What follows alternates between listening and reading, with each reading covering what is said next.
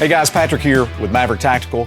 We're all about tactical gear, personal protection, and keeping you safe. Remember to like and subscribe to our videos. And today we're going to look at a question that I get quite often at shows or people that come in our store or even subscribers online that ask the question about steel body armor. And I wanted to talk more about that. So we're going to talk about steel body armor, the viability of it, and then we want to do some pros and cons, and then we're going to do a conclusion on it. So let's get into that. All right, guys, so one of the big questions that I have when people come up to our tables at shows or come into our store is a lot of people will buy steel armor initially, and then they'll come back a year, 2 years later, and then they'll comment and say, Patrick, man, this body armor is just so heavy. I've got to look at something different. I got to look at something lighter. And so we get a lot of those people that come back when they buy composite armor. I do not get those comments, guys. So I just want to look at the viability of steel armor and the pros and cons and the nuances of steel armor, and then in comparison. So with the steel armor, you know, this is what you've got here. This is our plate. This is a DOD steel that we get that is in sheet form, and then we take and cut it and form it and coat it. And so this is a viable piece of steel armor. It is something that you can run in your plate carrier, and that does fine. It will stop 308. It will stop 556. It'll stop green tip up to 3,000 feet per second. So it is a viable armor. This is a 10 by 12 single curve plate with a sappy cut, and then you've got here the 6 by 8 side plate. So we do make that in different shapes and forms, and you know, it's a good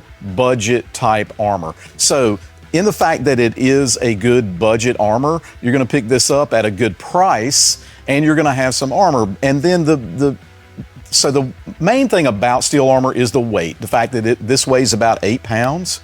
And then once you do that times 2 for front and back, and you throw in a couple of side plates, if you decide side plates, then you're up to about 24 pounds with a complete set of armor.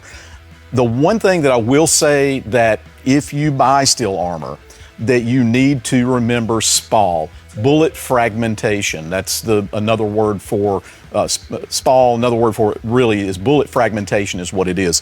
When the bullet hits this faceplate, it turns into a million pieces, guys. It's going to hit, and it's going to come up, and it's going to cut you under your throat, and that's not something you want. So when you purchase steel armor, whoever you purchase it from, you're going to want some type of bullet fragmentation mitigation. And so this is what we have here is a Spall guard. It's a lined pocket or pouch that has Kevlar in it. It also utilizes a trauma pad on the back. So we have the trauma pad built in, and then you've got this pocket or pouch that you're going to throw that plate in. You're going to pull that down, throw the plate in there, and then you're going to seal it up, and then put that trauma pad back on the back, and then you're going to be able to put that in your plate carrier. The thickness of that with the plate in it ends up being about the same thickness as you see here with like a composite plate. So the thickness is a viable thickness. It's going to be fine in your kit, but this is going to mitigate that Spall. So this is good. I'm going to say with our testing for about 3 to 4 rounds, hopefully we don't get hit that many times, but if we do 3 to 4 rounds, it starts giving a little bit at that point and shredding a little bit. So up to 3 to 4 rounds with that, you're okay. So from a viability standpoint, I do believe steel with a Spall mitigation, either a coating or a cover, is a legit armor. But again, the weight, that's the big thing. And so when we look at weight, you know, if you compare this to, say, a composite plate, this composite plate is about the same thickness, again, with that Spall guard on, but it's half the weight. And so we're at half the weight, and we're also stopping much more as far as the bullet projectile caliber and everything. It's going to be more protection for you. So you're not only going to stop 308, you're not only going to stop the XM193 556 and your 7.62 by 39 AK rounds, but now you're getting into higher rated green tip at faster speeds, and then even up to M855A1 with this particular plate. And again, half the weight. So I wanted to, just do this video to show you that there are options, and it's something to consider. We like to educate people. That's what Maverick Tactical is about, is keeping you safe, educating you about what's out there, what the availability is, and for you to make the right decision. And so in this, if you're young, if you're, in good health, if you train, and you're able to carry a 24-pound weight capacity, then this is something for you to consider. As we're getting older, I'm in my 50s at this point, this is not a viable solution for me. I mean, if I had to, I could use it, but as far as running or moving around, keeping in mind that when you have your kit, you're not just gonna have body armor.